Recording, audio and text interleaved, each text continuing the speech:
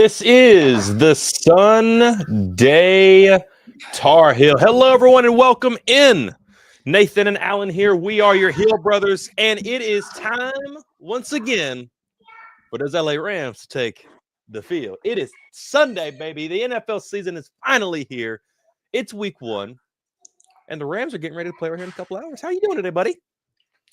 Well, Bryce Young just threw a pick on his own side of the field, and Jacksonville took it in for 7. Right Oh, well, that's after not his North. fault. I mean, he threw the ball. It got tipped. It got tipped up. No. So The defender jumped the route. It was bad and the ball came up, and then it was caught as it was by falling to another the ground defender. by a different DB. No, the Panthers had just scored 3, forced a 3 and out, and you can't throw a pick in that situation. Kind of like against TCU, you can't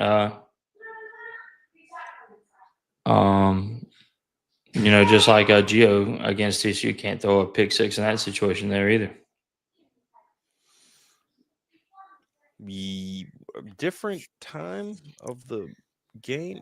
The Carolina Panthers. It's relatively the same time of the game. Second quarter, relatively the same time. Your comparisons today are no bueno. I'm watching I've actually got the multi-view up here of the Jets and the Steelers with the Washington Commanders and New York Giants. And I tell you, the Jets and the Steelers, this has been a fun game. They are going back and forth at each other. Like, they both want to prove a point. Obviously, the breakup with Rodgers and the team and brand new head coach over there, who I'm excited to see. Isn't Rodgers supposed to be on the Steelers? He is, and he's playing very well. Rodgers actually playing. I thought Russell was playing. Russell is the quarterback for the Giants. Mm-hmm. Kevin, what's going on, brother? It's all right, Kevin. You ain't got to come out every Sunday if you can't. We'll be here regardless. Ron, you just show up when you can. Today, he is currently at Monster Jam with his granddaughter that he was hanging out with last night. And Monster Jam. Wow, I like monster trucks. You didn't invite me. Yeah. But hey, we're coming off of a North Carolina win. Yeah. North Carolina got the first win. I mean, our last Sunday Tar Heel, North Carolina hadn't played a game yet. We were waiting for games. They've played 2 now in the span of this week. Obviously, the Monday night game was horrible. We saw that game. Offensive play calling killed North Carolina in that game. And defense played well for a little while. But ultimately, when they go back on the field, they just can't hold themselves like that, consistently, especially against a high-powered offense that likes TCU. Then the week goes by, and the news of the Patriots daggum scouts can't come to the building. They've been banned, this, that, and the other thing. So we figure, and evidently this has been something that's been done for over a month now that we've come to find out. But, when things go bad, they want to pick at any straw that they can. So they did, and they brought this up. And Alan, I'll get your opinions on this. What do you think? Because it was asked last night after the game, after Carolina come out and got the game against Charlotte in the post-game presser. He was asked if these allegations were true, and he basically said, "You know what? Hey, I'm not welcome there, so they're not welcome here. That's it." And that was that. What are your thoughts on that whole ordeal? Because a lot of people have had very many opinions. Well, I didn't get to see. I haven't watched the post-game press conferences yet. We've been cooking up a storm over here, meal prep and lunch prep and all that good stuff. So I mean, we literally just got done cooking, and I haven't been on anything all day. It sounds to me like Bill Belichick is, just playing the game. If they don't want Bill Belichick in New England, then Belichick don't want New England in Chapel Hill. We know Drake's welcome. Oh yeah. I mean, Drake He's been to practice. Drake is a dynasty. That's different. So Um, that your thoughts there? Just it's kind of playing the the game. anti-Belichick Tar Heel fans are harping players and making it to the NFL. Yeah, yeah, it's anti-Belichick. I don't think it's just anti-Tar Heel fan, anti-Belichick Tar Heels. I just think it's anti-Belichick people in general are making this a bigger deal than it is. It I mean, I guess you could say it's his program. It's it, it's his building. He can do what he wants to with it. Just like Robert Kraft can do with the New England Patriots, what Robert Kraft can allow you or not allow you in the building at Foxborough. So if that's how they want to treat each other, that's by all means treat each other that way. Do I think it's going to affect somebody making it to the NFL? No, because if you're a NFL worthy player, then you're going to be picked up. I don't think New England says, "Oh, he went to North Carolina. We're not going to draft him because Bill Belichick's coach." That would be utterly stupid, in my opinion. But Kraft might be that, and if that's the case, then somebody else will gladly pick him up if New England skips passes on him. I mean, there's 31 other teams in the NFL. Yeah, Vrabel was actually asked about this sometime during the course of the week. I didn't see his response to recently, and he said basically, "Hey, it is what it is. If they go to North Carolina, he says we will find ways to view film on them." They basically put that to rest. I mean, their quarterback is one of the best Tar Heels that we've known in the last 20 years in Drake May. So this is definitely a Robert Kraft, Bill Belichick deal. There, this is what that is. But I just want to read one of the comments that was given to us last night on our post-game reaction after we went up. And it says expectations for this team are, and he gets to the point I'm trying to get to here. Expectations for this team are justified by plummeting. This was an ugly win, but worse than that is the press conference afterwards where he is actually addressing and confirming rumors, ? Not the same Belichick. He went 50 years without ever giving the media sound bites like that. And then just bam, after his first win, he undermines his entire team to justify this ridiculous band on an NFL team scouts, which only hurts his own players. So with Michael here, who put this comment down, Belichick went all these years without giving quotes. Yeah, Belichick's never been a media guy. And he's definitely opened up to the media, especially over the last few years here. Last year being out of the NFL, being on Pat McAfee's show, and it's Kevin, you're going right where I want to, brother. I'm glad you mentioned that. He's opened up a ton. We've saw this in person even. And Belichick didn't just come to the podium and immediately say, "I banned the NFL scouts from the New England Patriots because they don't like me. I don't like them. Hoorah, hooray, boo-hoo at you." He didn't do that. He came to the podium, talked about the game, talked about the players, was asked questions about the game and the players, and then obviously, just like with the Jordan Hudson deal, which people are really bringing back up again, which is a heavy. I don't understand why, because I guess because it's just a media cycle. She was saw at pregame during the TCU game. She did not make the travel down to Charlotte, North Carolina. She did, or at least if she did, she wasn't put on the TV screen, and she isn't being put on the TV screen a ton like Taylor Swift. So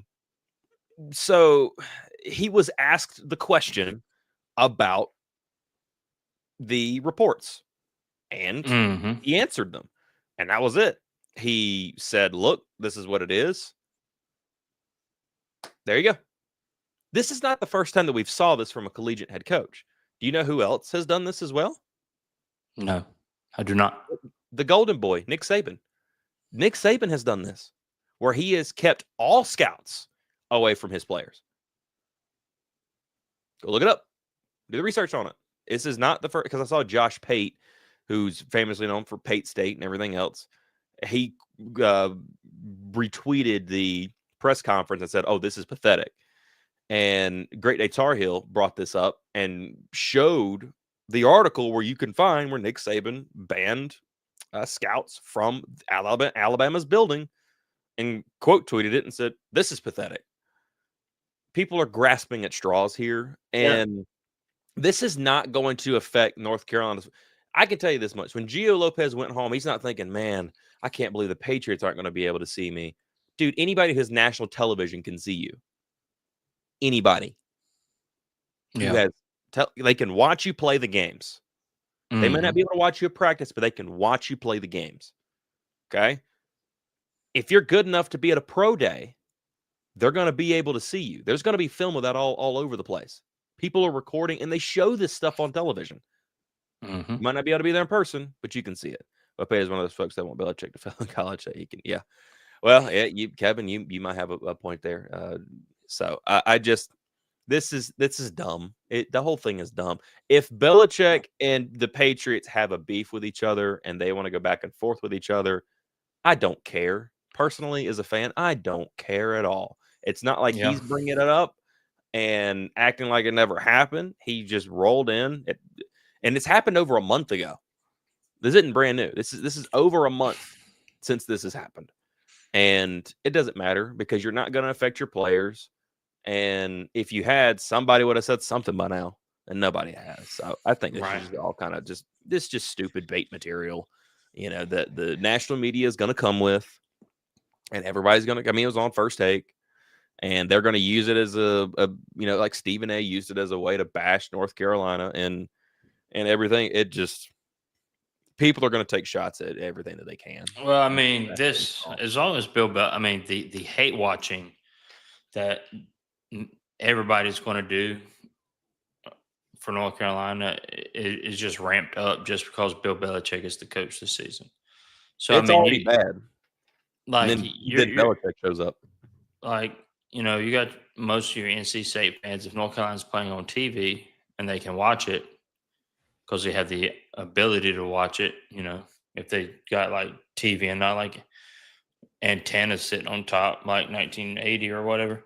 If they have the ability to watch, if the state fans have the ability to watch the game, they're going to watch it, and they're going to hate not because they want to watch it. They're just going to watch it and like hate watch it and hope that North Carolina, everybody on North Carolina's team just breaks a leg or something.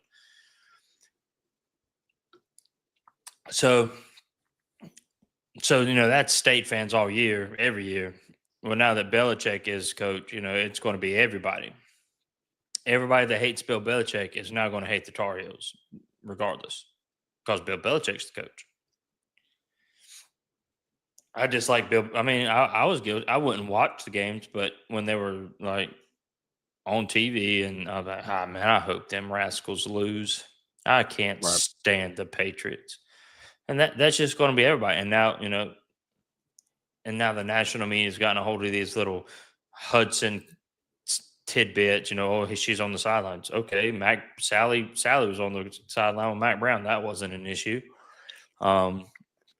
Players are banned. Okay, well, scouts are banned. Okay, well, scouts are banned. Who cares? There's more scouts for other people that can come watch. The national media is just going to pull everything out negatively they can.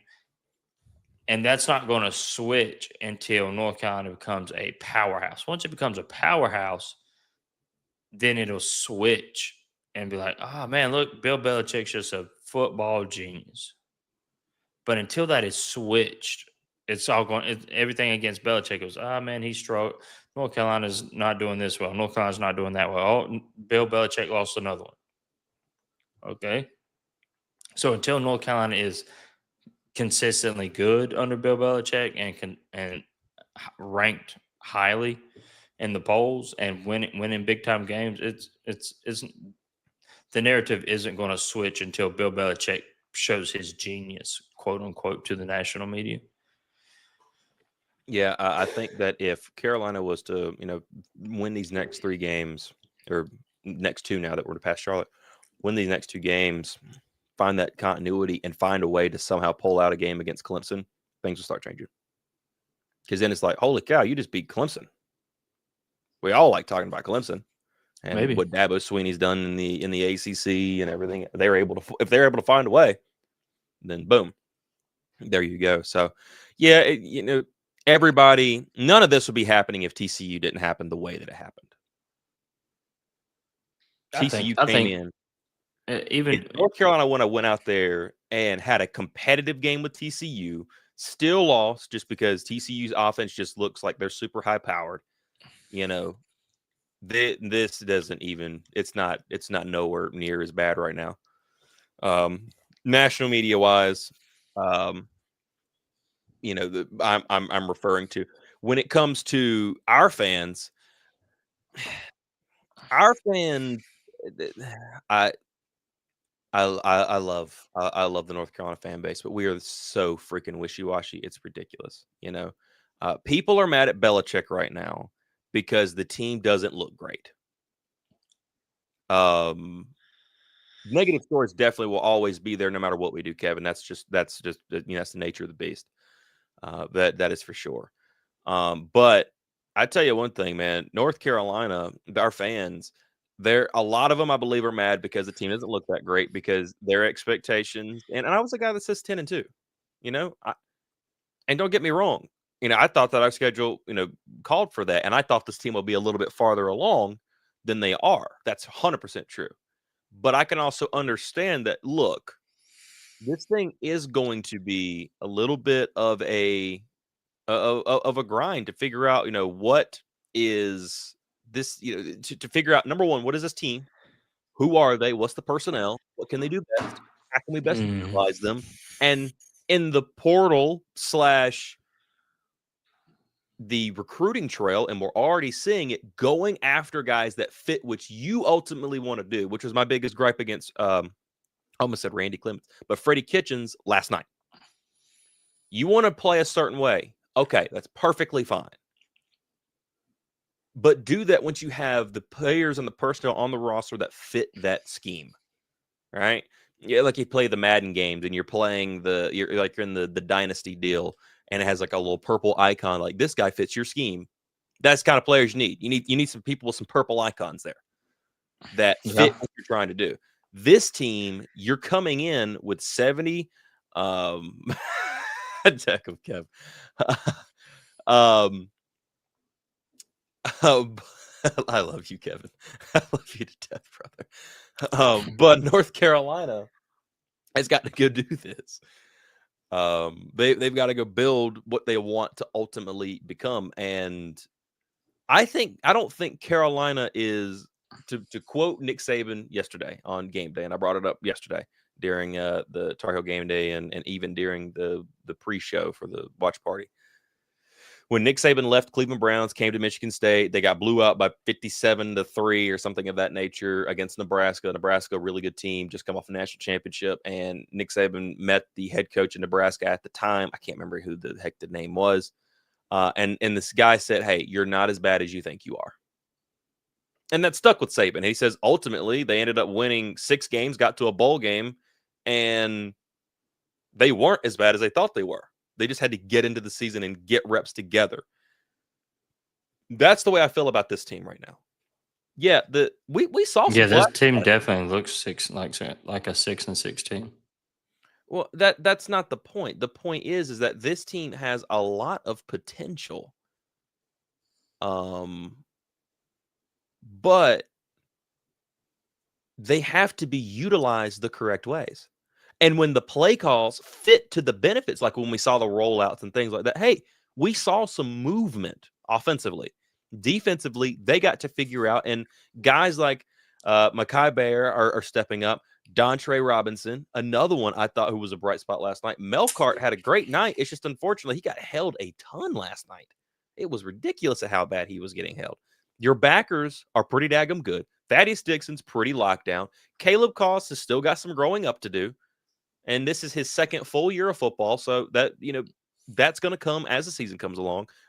Marcus Allen played better, which is good. You want him to play better, but consistently play good for you to have a chance. Gavin Gibson played a little bit better than he did against TCU. So there was improvements.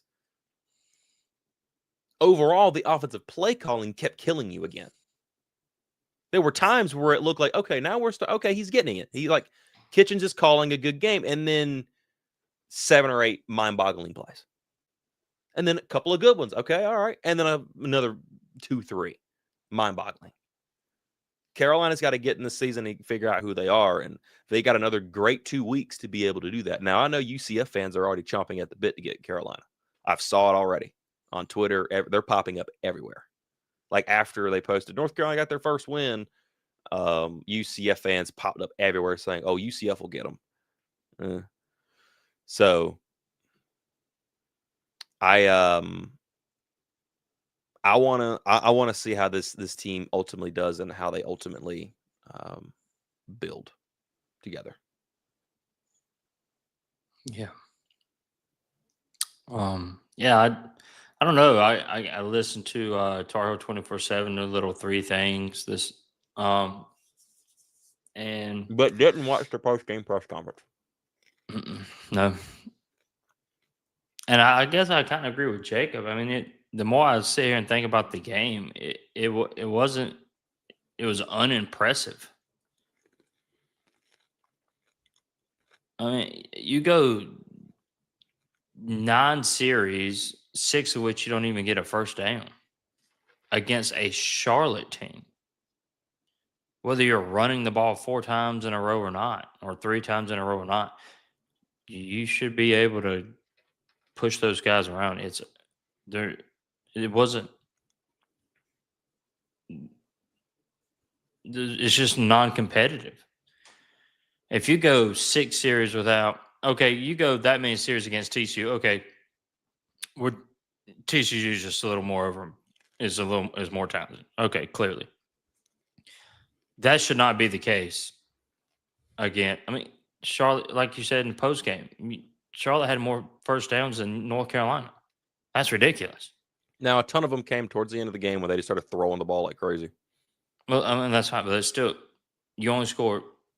How many football games you win with 15 first downs in a football game if you're not playing Charlotte? I don't know that stat. I don't know that stat. No, I'm asking your opinion. If I tell you, dude, I have no idea. Again, that's why I don't know what the typical stat per how many first downs you get. It all depends on the game and how it's played. You know, that's just kind of the deal there. So I don't know that stat. I'll say not many.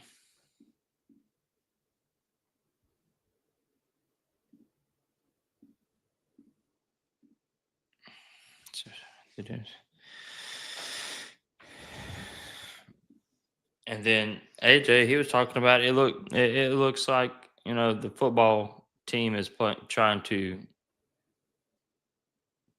I can't remember how he was phrasing it. He said they were like a month behind. Like they're trying to play football in May. Okay, I looked up Ohio State and Texas the other night.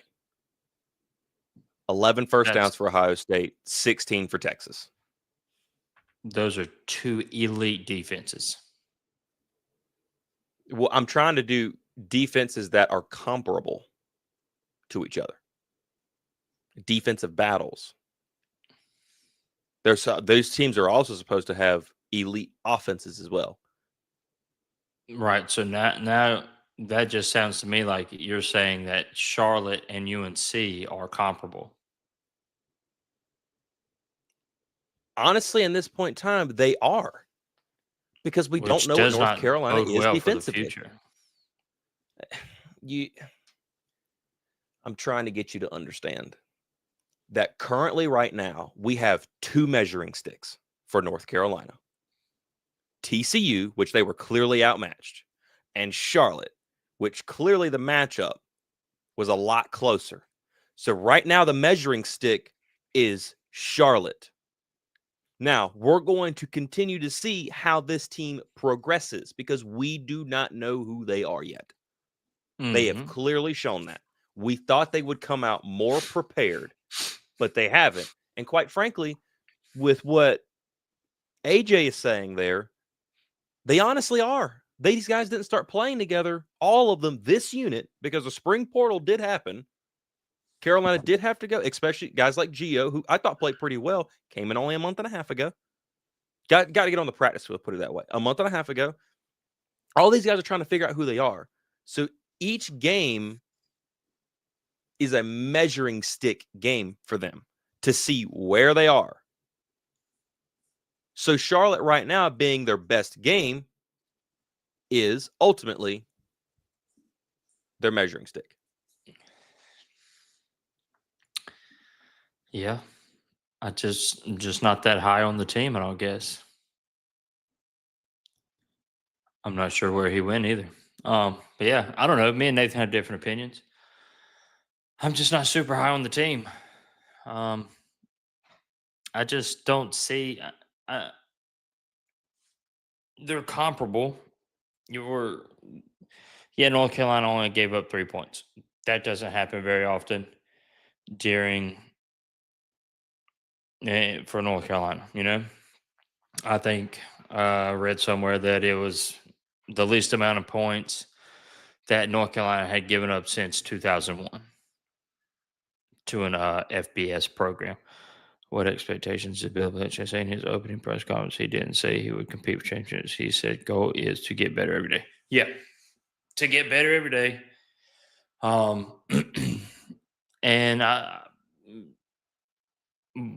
okay, Kevin, would you say the offensive play calling has improved since TCU?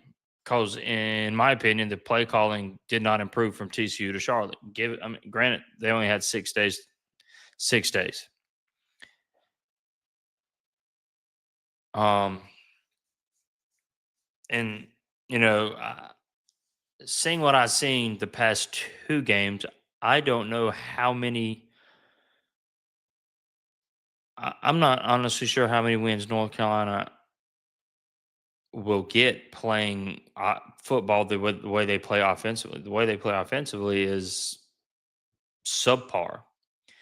And I understand that Bill Belichick is not known for running up the score. I mean, you saw some of these scores around the country last season. They were in the 70s, and that's not going to happen. I do not believe, even if Bill Belichick had the number 1 team in the country and was playing against Charlotte and could put up a 70 piece on Charlotte, I don't think Bill Belichick would allow 70 points to be scored in a football game. I just don't see it happening. That being said, I think North Carolina should be able to score 30 to 35. And after putting up 10 points in the after getting 10 points in your first 2 drives, and then it taking a 2-minute offense right there at the end of the first half, and then essentially either you're on cruise control, just trying to burn the clock in the second half, or your offense is just non-existent in the second half. Which it looks more to me like it was just more non-existent in the second half. Like either they's like, "Oh, we're going to win. Who cares?" I don't know. But North Carolina, I don't think they won. It's a win. Congratulations. You're supposed to win against that team. But I don't think North Carolina looked good in the way that they won it. Nobody can be. Nobody's can be happy, especially on the offensive side of the ball with the way they played that game. You essentially you had one good drive, and that was it. Okay, we'll give them 2. We'll give them 2. So you had more than that. You had 2. You were on a good drive, and then Trey Green decided to grab a face mask. Another one as well. So, I'm just not sold. I don't even know if I'm not even sure I believe my own prediction that North Carolina win 8 games. See, you're not sold. What are you supposed to be sold on? But my question is, when you say you're not sold, what are you not sold on? Well, we'll just start with the play calling. You saw how the game was called against TCU. Right. Why is it called the exact same way against Charlotte? I don't think it was. How not? The tendencies showed back up, but it was more inconsistent. there were more diverse play calls throughout the game. You saw them more sprinkled in than you did against TCU. It was 6 just out of your when 9 I drives understand were that. 3 and out. And that right there is a stint that's very similar to the way TCU was called, that you got to start breaking up. That you'll be in the middle of some drives and you do some stuff like that. Okay? So my question is, what are you sold, or what are you not sold on? What is the thing you're trying to get sold on? Put it that way. You got to change something somewhere. You Correct. can't have 6 3 and outs against a Charlotte team. That's not Right. happening. But that's unacceptable. You're a Power 5 team. So are you not sold on play calling? Play calling, playing. Again, if you're going to run the ball, you should be able to run the ball in that team whether you want to or not. I mean, App State had 404 yards of passing. Just passing. Mm-hmm. North Carolina didn't even have 400 yards total against this team.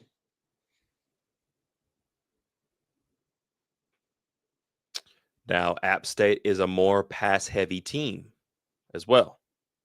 They threw the ball like crazy. I was watching that game. I understand, but they still had more passing yards than North Carolina had total against the same team. But they also had way more attempts as well. We saw when North Carolina wanted to throw the ball, they basically did. There was only a couple of plays in which balls weren't caught or was incomplete passes. One of them was that catch down the sideline. 2 of them were the two throws up to Vari Green, which I think the more I see it, I think they were trying to get some PI calls there to move them down the field a little bit more. But outside of that, this is the ship. Chris Culliver had a pretty good night. I mean, Carolina was able to move the ball when they wanted to throw and not do the screenplays, which count as throws, was we talked about in the post game. But when Carolina wanted to throw the ball, they did. It's just they went away from it.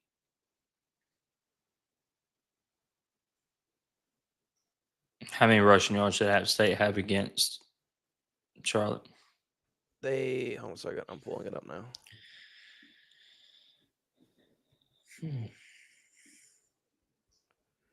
Against Charlotte, they rushed for a grand total of team stats. Come on. 182. App State rushed for 182. Mm-hmm. North Carolina rushed for 148. 148.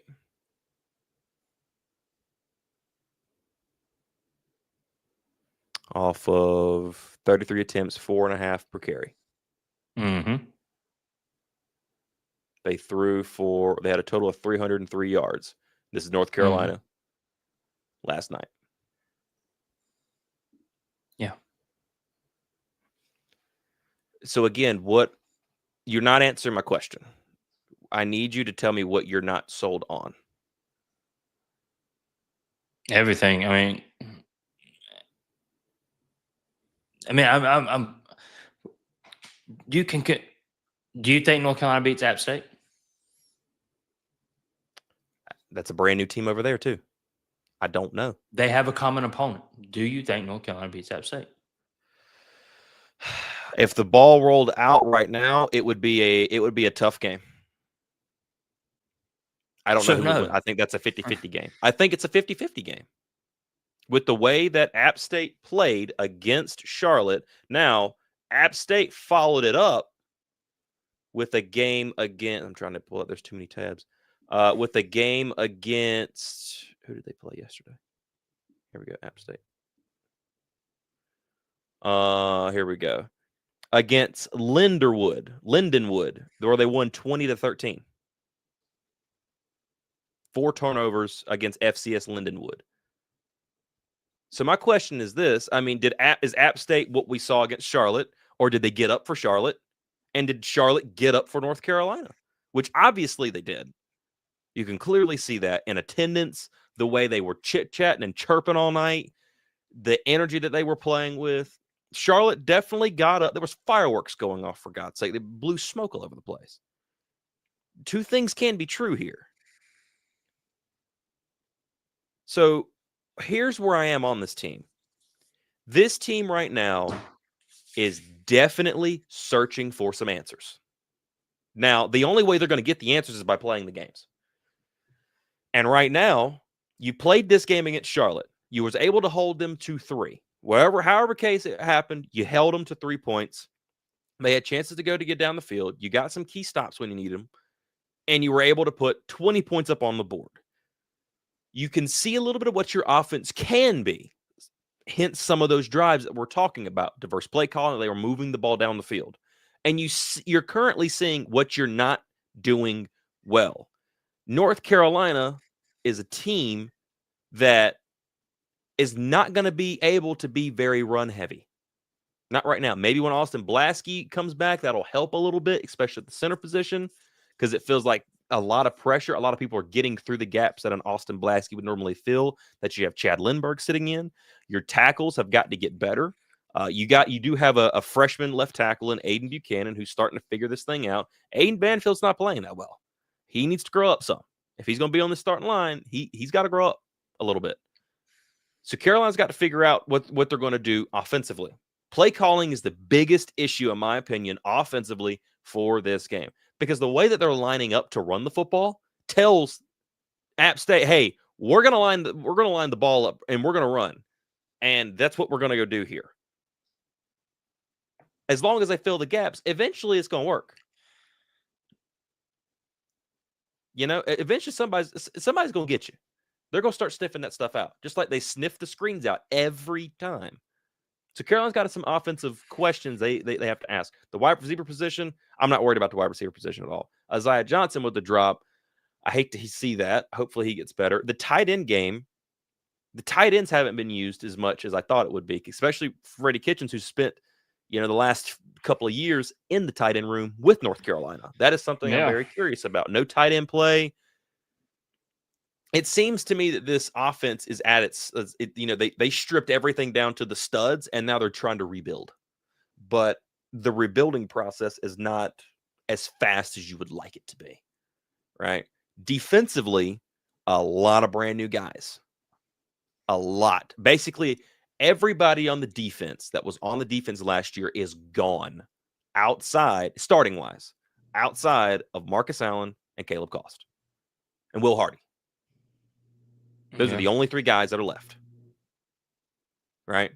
Brand new defense, trying to get together and play as a unit together. Andrew Simpson, Smith Vilbert, Kamari House, Thaddeus Dixon, Mekhi Bear, these guys are dogs. And you can clearly see that on the football field. Yeah. CJ Mims had some moments where he was trying to push. Dontre Robinson started to come on as well. Thank you, Kevin. Right there. The way that the personnel grouping lines up, that gives everything away. And Carolina lines up like that so often. So if you're going to go guard the run, when they show you that, it's, hey, they're going to run. Everybody pay attention. Make sure every gap's filled. Get after them because it's going to that back. And it's going to be an inside zone to one side. Very rarely is it an outside zone. Right? It's always inside. Either you're going left through the tackle and guard, or you're going right through the tackle and guard. That's just where they're lining up here. So Carolina isn't disguising well. And that hurts. But the defense is coming along. They gave away some shots. A lot of that is going to have to do with your D-line. Your D-line's got to get more physical at the point of attack. They got to get more physical in getting there. The rushers are getting there. But that's something that this team is trying to figure out. They're brand new. Does that make sense? In your world, I guess. I mean, it's all brand new. You have more faith in the team than I have. No, I say that this is a team that is a project trying to figure out who they are. Yeah, it's a project, but they don't necessarily have the players to complete the project. We can't say that after 2 games, though. How can you say that after 2 games?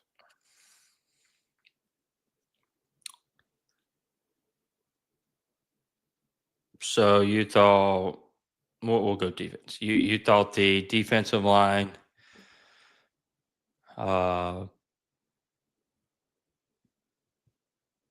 looked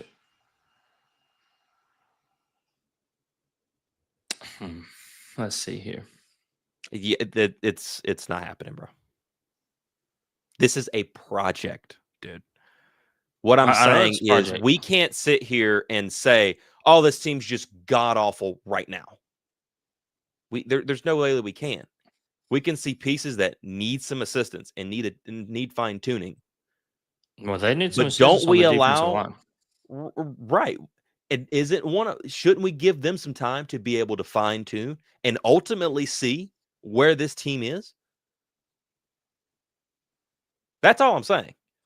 This team may end up being a very bad team, but I'm not ready to say it right. This is just a horrible team.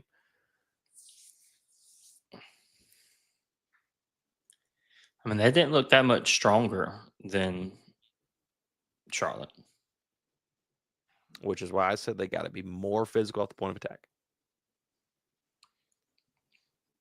Right, but do we think the players that they have now, or they have the ability to be stronger at the point of attack? I don't know yet. That's the thing. That is the thing. I don't know yet because I'm just now seeing these players. Looking at tape from where they came from, they looked good at times. And the thing is now is can we get here? Now accepting that this project not a pessimism. Yeah, Allen's extremely pet. Dude, Allen is, I'll be honest with you, live on air, I can't stand at how just whatever you get about this team, man. Like, dude, holy cow. I'm glad you're not a coach because, dude, holy smokes. Well, that's why I get to be a fan. I just don't like. I don't think you're that much of a fan. I'm a fan. Right now, man. I'm a fan. They won, and they won because they were slightly more talented. And I don't even know if we'll say more talented. We'll say slightly luckier. They dropped the ball in the end zone. That's 7. Will Hardy made a shoestring tackle. That's 7. So that's 14. That'll be 20. No, that'll be 17. Liam Boyd dinked one off the upright. That's 20. So that's a tie ball game if there wasn't a shoestring tackle and a drop touchdown pass and a missed field goal for Charlotte. So you're counting the touchdown off of the tackle. They made a defensive play to get the tackle. I'm saying if the shoestring tackle did not happen. Well, if Charlotte doesn't tackle us, heck, we go score too. That doesn't make no point. I'm with you on the drop touchdown but Will Hardy was there to make the play. That's what I don't understand here. You see what I'm saying? I'm with you on the drop touchdown. No. You even said that Will Hardy during the. I didn't like the tackle. I hated the tackle. The way that Will Hardy went about it. So that Will Hardy was lucky that all he really had to do was put his hand down on the ground. And then he was able to keep his balance, but he didn't. I don't think he had the forethought. Hey, I'm with you. I hated the way the tackle was made. I made that perfectly clear. I couldn't stand it. I'm thinking, wrap up, get higher, wrap up. And praise the good Lord, you got him. Yeah. Tackle was still made. Yeah, and Kevin, I don't know if North Carolina look more talented than Charlotte last night. I won't say they looked more talented than Charlotte last night. But it looked like a pretty even ball game. It just so happens that, North Carolina had a missed field goal and a drop touchdown, and Will Hardy was able to get him on the ground by his shoestrings. If that's talent, then I guess it's talent. I don't even drink, and I want to drink.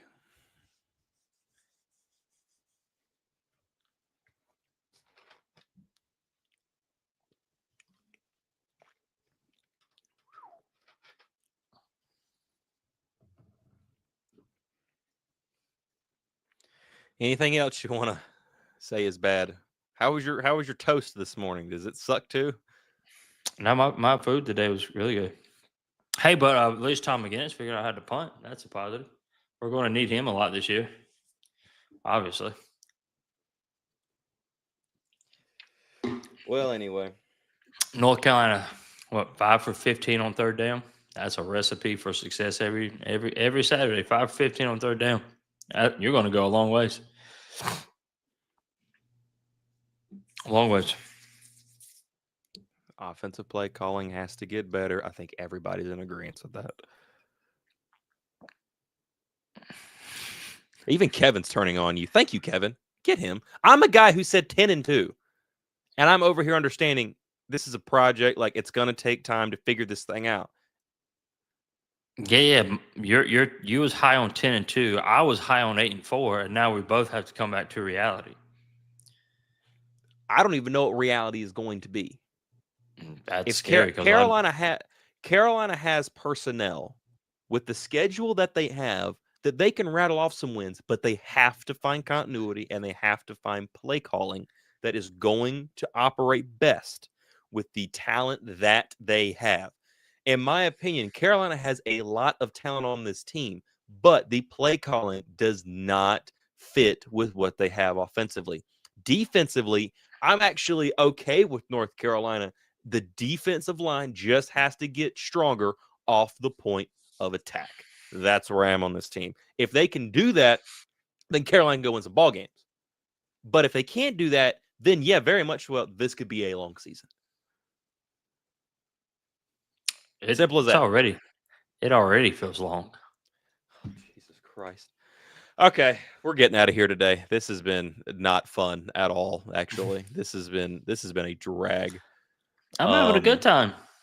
No, you're not, dude. I don't know. You need a cigarette. You need screw it. You need a blunt. Is it because the Panthers aren't winning? I mean, Jesus. The Panthers are in a game delay, actually. Oh, I think I did hear something about rain and storms and everything. The Steelers, and everybody on Panthers Twitter is like, grown men can't play in the rain. I was like, I don't know. Well, is it lightning? Because if sure. they're not playing in the rain, then that's dumb. But if there's lightning, then I understand. Florida. I don't know. It was weird. Jacksonville scored the touchdown, came back from commercial, and then they said the game is in a weather delay, and it switched to like the Giants and the Redskins, or what are their names? Commanders. Commanders. No, that's the baseball team. They also that's the baseball team. And I was like, the name from what weather delay? They literally just scored a touchdown 20 seconds ago. Yeah. Where's the weather? And it wasn't raining when they scored the touchdown. Yeah. Well, I Did heard it just, like, pop up. I heard a few minutes right before we went on that there was some rumblings of thunder. I think that the weather is coming, that it was getting dark, and like, they said, because I remember the announcers were like, Florida weather, you never know what might happen. 1 minute it's sunshiny, the next minute it's downpour and thunderstorms, which is very true. And that's actually pretty true up here in South Carolina too, especially during like the middle of the summertime. Some big issues and stuff like that. But let's see how much brighter he got the second he started talking about the Panthers. Jesus. And that's scary because the Panthers suck. Never mind. He's coming down. What's your prediction after Clemson game? I think 3-2. After the Clemson game? So are you saying like, okay, our record after the Clemson game? I'm with you. I think it'll be 3-2. I think they'll take down UCF, who's in the middle of a lot of conversations and just questions themselves. They lost the TCU game. Next week will be next week. The Richmond does not look good. In early scouting, they look bad, really bad. They got some super cool new domes. They got some super cool domes now. They got some nice helmets. That's what I'm talking about. The red with the blue spider and everything else looks really, really good. But that's about it. They just lost to Lehigh it's not a good time for them over there at Richmond. So, Carolina, in my opinion, we should start to see if I'm on the coaching staff and I'm Bill, the point of emphasis for this game against Richmond is to start to get continuity on offense way more than you did against Charlotte. You saw what you can. You saw at times what you could do against Charlotte. You went away from it. Okay, this would be a good time to start doing that a little bit more. By the way, has there been an update on Chris Culliver yet? I haven't saw one.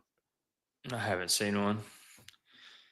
So even JJ Jones was like, guys, just chill out. It's gonna be okay. He says, I've been through worse, and talking about like he said, I was in the building for 70-50 against JMU and the loss against Virginia when they were 6-0 in the country.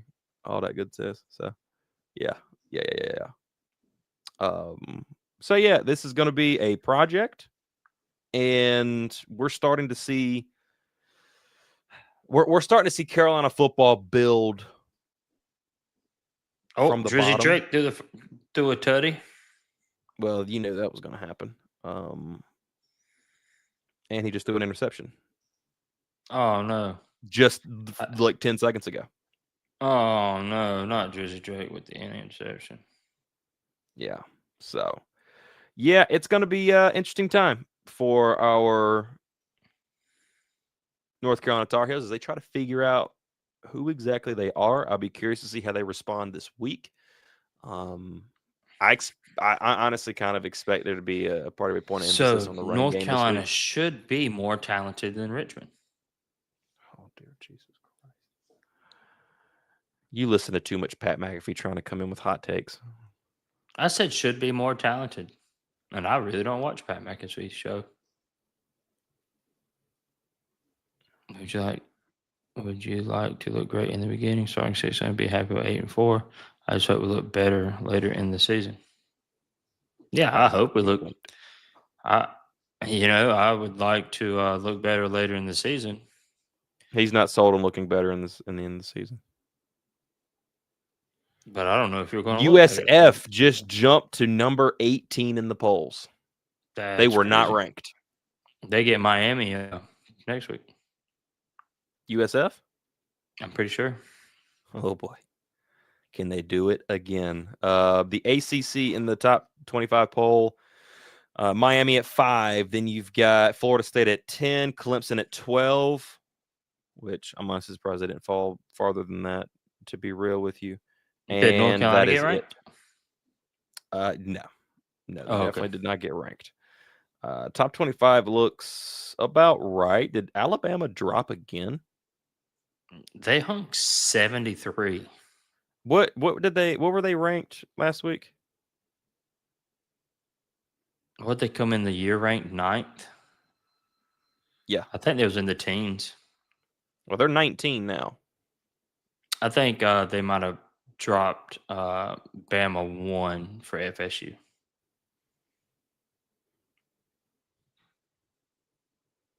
I say they're 19 now because that's crazy.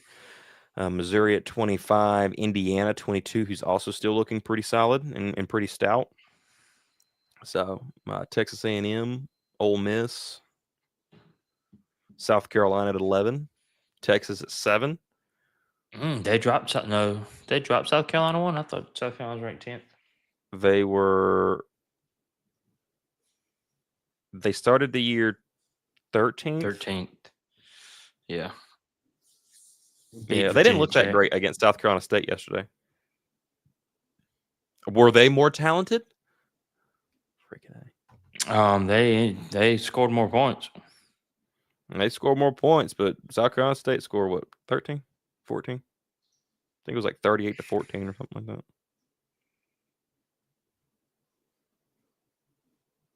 Against little old South Carolina State there, 38-10. There you go, 38-10 against SC State there, which I feel like they play them every year. Oh, they probably do. That don't make no sense. See, I can't stand that SEC scheduling nonsense where they schedule like the worst teams. because it just does nothing. Because you just have a bunch of what you saw yesterday, 70-point blowouts. Like, don't get me wrong. I mean, they're fun as a fan, but like, what does that really prove to yourself? You know, I like it when like a Texas and Ohio State would play each other and they go up against good quality competition right off the rip. I hope that, given that Belichick, gets this team ultimately where we want him to go, that Carolina starts to play some. I mean, and Carolina already plays Power 5 to start the year anyway, just because they're not punks. But at least they're willing to play a solid Power 5 like a TCU, or a Minnesota or a South Carolina to start the year. I hope that Carolina does more of that. Clemson, Minnesota put up 66 yesterday. Yeah, Minnesota's quietly pretty good over there from what it seems. It'll be all right. Just wait for the UCF game. I'll agree if UCF looks more talented than us. Yeah, that's it. There you go. UCF. That'll be a good one right there. But hey, we're going to get out of here. Alan's going to go smoke, and then we are going to enjoy our Sunday because it's Rams time, baby. Rams and the Texans right here in about an hour and a half. So I'm ready to rock. The Rams game will probably start back before the Panthers do. So yeah. So it's good to. I've got my Rams colors going on behind me today as well. So I'm really excited to see. I'm really excited to see the Rams play this year, man. I have a feeling we can end up having a really good season. So we see who really supports the UNC. He can't even wear. Hey, I've always said that I'm a Ram on Saturday and a Ram on Sunday. You don't support their daggone UNC. I still wear the UNC, even though they. Hey, I would rather be excited about North Carolina and talk well about it than wear and wear something else than wear the apparel and just be like, I'm just a grumpy grandpa. It's just a bad time at the Tar Heel land. It is. No, it's not. It doesn't look good. Doesn't look good. It's just baffling to me to watch you. There you go, Kevin. Even if they go 0-12, which they can't go 0-12 now, 1-11 still on the table.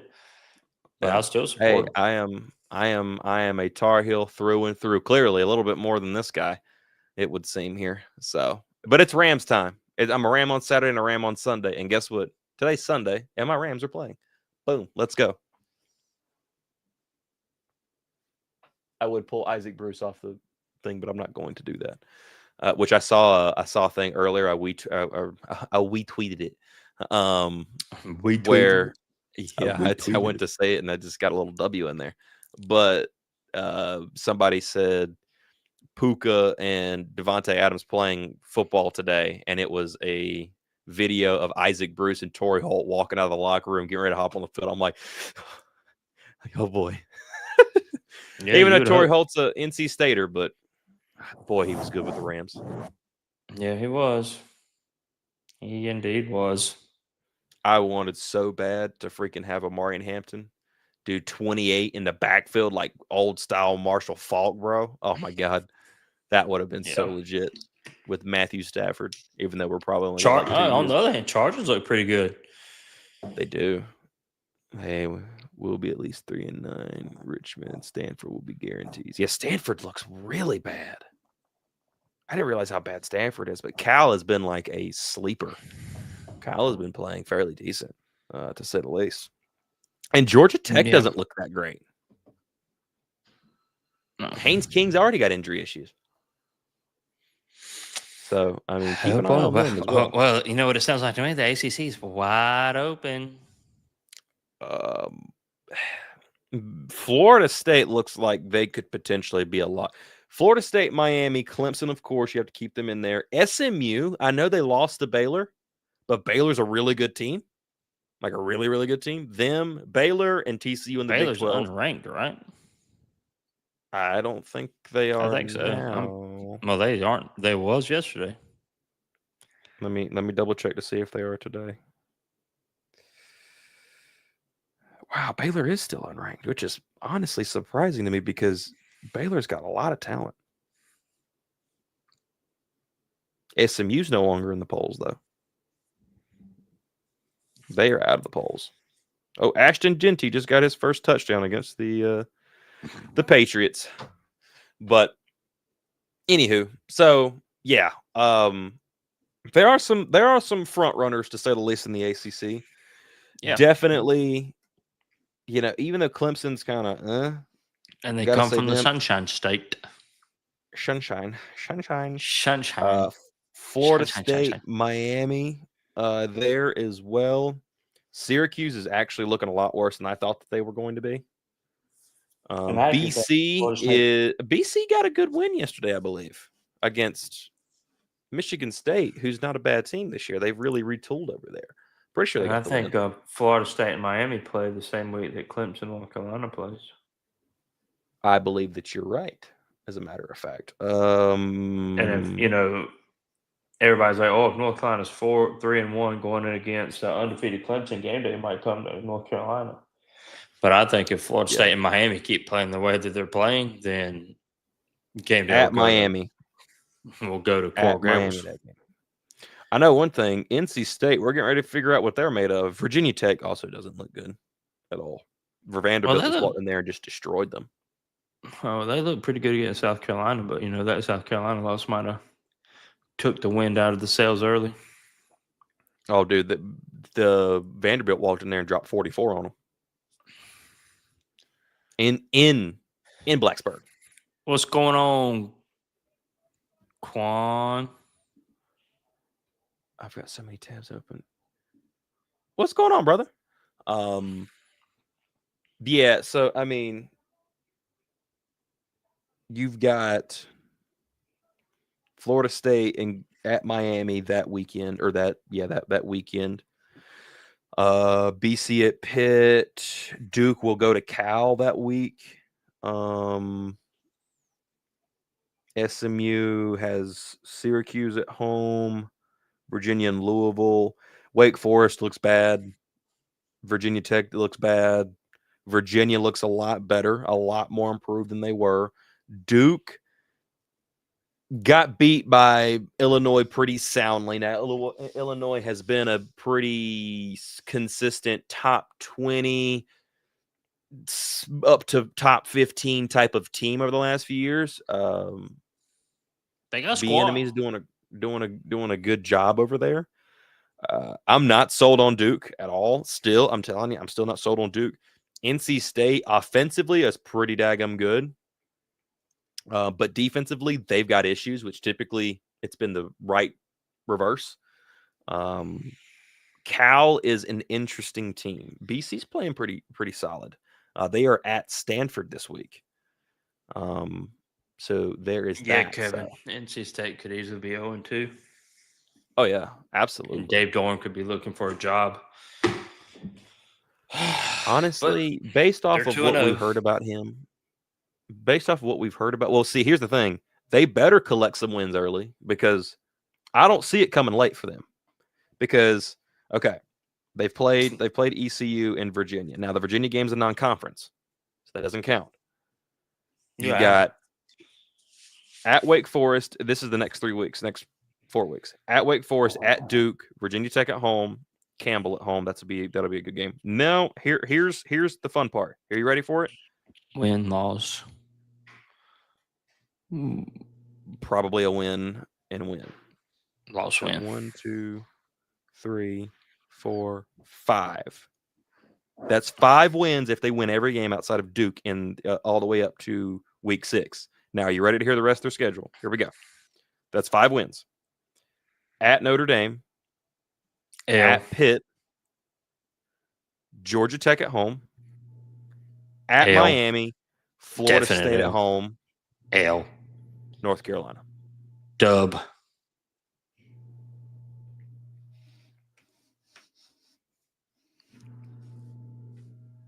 So they would win 6 games based off of, I think, did you say L on everybody except for North Carolina? I think so. And I know you just said that just to try and like rage bait, but that's just, I'm over you at this point. I picked North Carolina to win that game. Actually, I picked them to lose to Duke. Yeah, they're going to have to play a whole heck of a lot more of a collective game in order to go up against Duke and Virginia. Cal Yeah. even more. Cal early looks pretty solid. We will see how they end up doing. Boston College yesterday. Oh, I'm sorry. They lost to Michigan State 42-40. My apologies. I thought they got the That's win. unlucky. They were at Michigan State too. Virginia, the quarterback, boy, Chandler Morris, he really let me down because he had Twitty for the touchdown, but he threw it to the receiver in the end zone with a linebacker standing in front of him like he was standing guard, which was really unfortunate. So, yeah, and Pitt, have we even saw 3:10? 3:10. This game is scheduled to start back at 3:10. Well, there you go. We got 5 minutes, brother. 5 minutes. I need the Pittsburgh Panthers, not the Steelers. I see the Steelers. Pitt. Panthers, because I haven't even saw anything on them. They're 2-0. They beat Duquesne in Central Michigan. But they are at next weekend, 3:30 should be better for the offense. They at West Virginia. Miss those reps. Are you reading? Yeah. Quan, he put in a thoughtful comment there, which makes sense. Well, Bryce and Gio, they're similar. Bryce is a dual threat. And go watch his high school film. Bryce is a dual threat, and so is Gio. Like, they fit, him and Gio fit together. Yeah, but Bryce is also pretty decent in the pocket. He's a dual threat, yes, but Gio doesn't strike me as a comfortable in the pocket progression style quarterback. I have to watch him to see how he continues to do. I don't know yet. To me, he seemed like he's done different. I feel like Max would be starter, but I think sunken cost. Well, my question is this. Okay. The play style that Freddie Kitchens wants to run. With Max Johnson, what is different from what we've saw?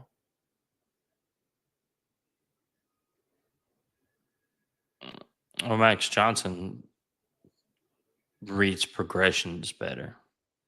Hence the reason why a tight end caught a pass. Hence the reason why Gio only looked at Jordan the first game and pretty much only looked at Chris Culliver until he got hurt.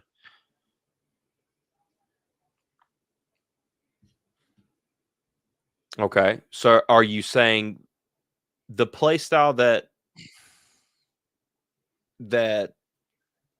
Freddie wants to run, what do you think would be different about what we've been seeing compared to if Max was in there? Well, I mean, I think you saw it against TCU. Max looked really good against TCU. Okay, but I'm asking now, what do you think would be different, if anything? Well, different. Okay, so just go at the two deep balls to Jabari Green. I think the two deep balls that Gio threw to Jabari Green, one that was for the touchdown, one that was on the 4th and 1. I think that was his primary read, and he did not come off of them, even though the defenders were in lockstep with Green on both of those plays. And I think if Max was in that situation, that he would have the know-it-all to come off of that sooner and probably not throw those balls in those situations and find a receiver that was possibly more open. Just like the third down that Jordan Shipp caught.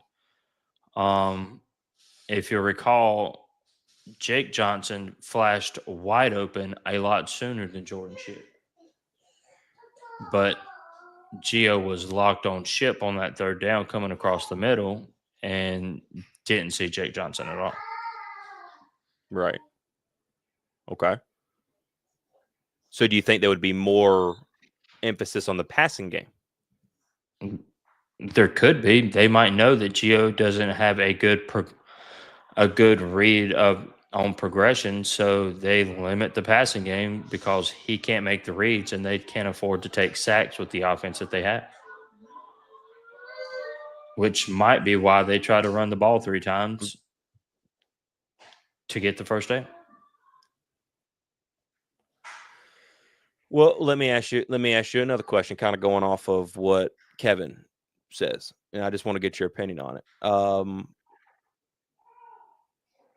Agree, Quan. I feel like Max should be the starter, but I think a sunken cost fallacy to keep Gio as starter. Do you think Belichick would care about that?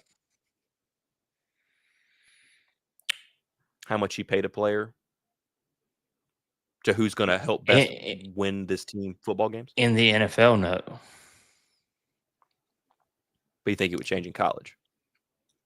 I think it does because you went out and pay you actually spent North Carolina's money on this guy. You know what I mean? Like money is not as plentiful in the NFL. You can't, you know what I mean? You could have took that $3 million from Gio and gave it to a defensive defensive tackle, but you decided to go out on Gio, so you might think he might feel like he has to use him because they went out and paid for him.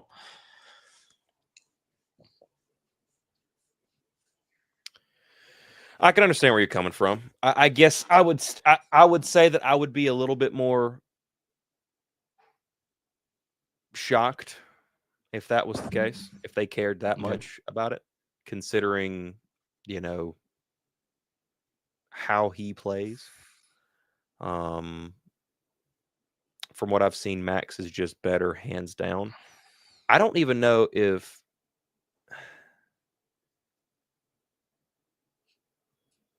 I think Max would be healthy by September. They would not have gone after QB after spring. Well, I think they were going after QB anyway because you were losing guys. I mean, you lost Ryan Brown. He was gone. You had Bryce, who's a brand new freshman. Ryan Brown, first game of the year, threw for like 500. Yeah. That's so, I mean, crazy. Purdue paid the living fire out of him. And that's the thing. If you're going to spend money,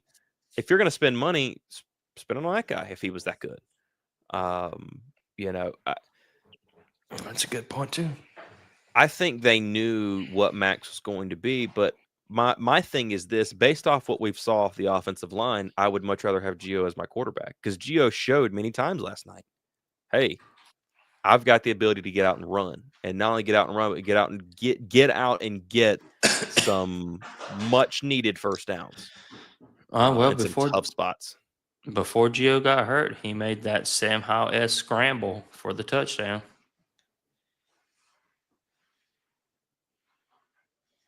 He's not as fast as Gio, no, but Max still had the ability has long strides and has the ability to get away when needed. Not so much, squirt through little tiny holes. No, but he's not Tom Brady in the pocket. Right. No, he's not a friggin' slow turtle. He's got the ability to move. To escape. I mean, he escaped for a touchdown against Minnesota. Right. Well, let me ask you the question that Shadow Computing brings up here. He says, what I've seen, Max is just better, hands down. Do you agree with that? I haven't seen it. I haven't seen enough from Gio. If you compare, Max was hands down better than him in the TCU game. I can't say what Max would have looked like against Charlotte. I'm not sure because you didn't see him. Right.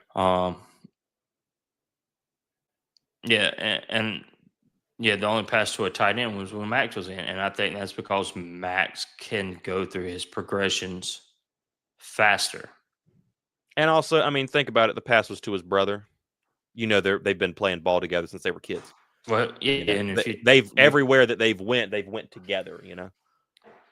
He said he didn't even know Jake was the tight end at the time. He said he just saw the tight end there and threw it to him. And he said that, and he was like, after he got up off the ground, he realized it was his brother. Pretty cool moment. Didn't know he didn't even know he was throwing it to his brother. I think even then he said he went through his. Sorry, not at you. I think even he said that he was just going through his progressions and got to the tight end and he was open, so he threw it to him. So very well may be true. Yeah, very well maybe he may end up being a better. I mean, it's also think about it. He's been in the league for 6 years, and done it in the SEC and everything else. So him being a better progression reader, yeah, I'm sure. I don't have any doubts about that. I'm sure he probably. And we saw him stand in the pocket and take that shot and deliver that ball to Ja'Varr Green. Yeah, very impressive, dude. That was a shot. He got nailed and he stood there and did his thing.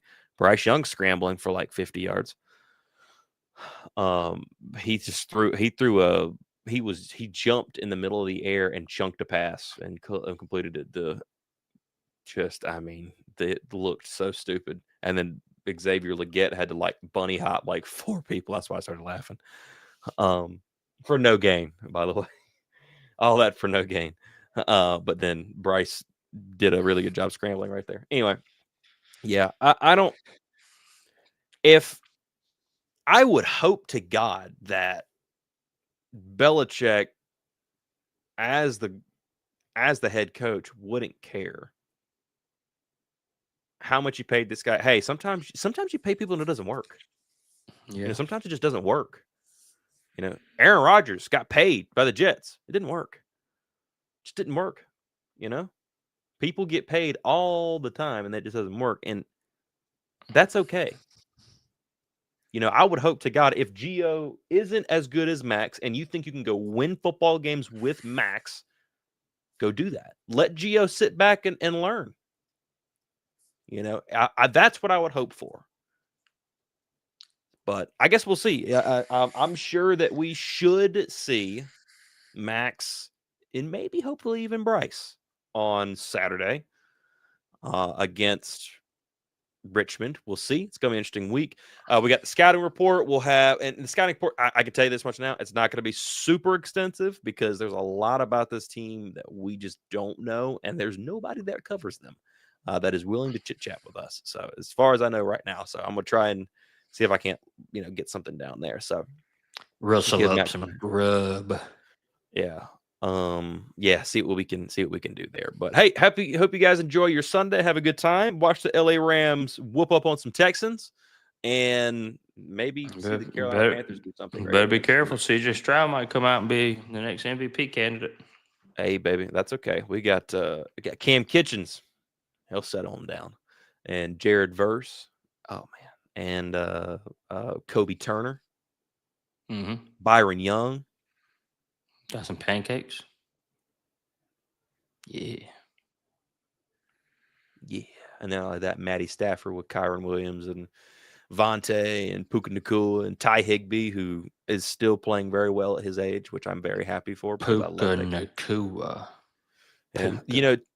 Ty Higbee is the last holdover from him and Rob Havenstein, the right tackle, are the only two that are held over from the Jeff Fisher era. The only two left. So Fisher did something right, I guess. I guess so. Yeah. But anyway, thank you guys for watching. Thank you guys for being here. We're going to get out of here. It's been a extra long Sunday Tar Heel here. We've been on for about an hour extra and a half. Long. And Alan's attitude came back a little bit. It got better as the show went on.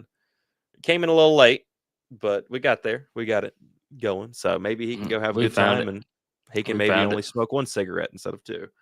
So anyhow, thank you guys for watching. Thank you all for being here. And as always, go Heels.